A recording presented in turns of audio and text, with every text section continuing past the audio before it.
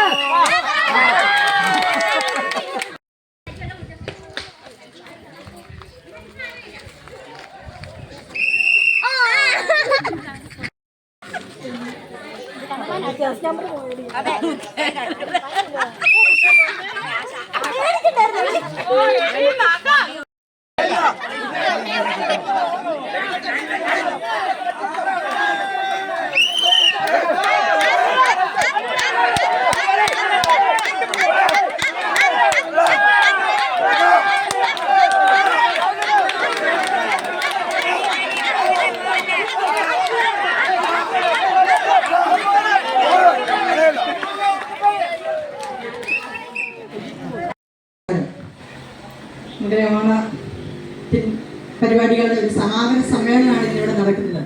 രാവിലെ തൊട്ട് പരിപാടികളെല്ലാം നടത്തി അതെല്ലാം വിജയിച്ച് കുട്ടികളും മുതിർന്നവരും എല്ലാം ആ മത്സരരംഗത്ത് പങ്കെടുത്ത് സമ്മാനം നേടുകയും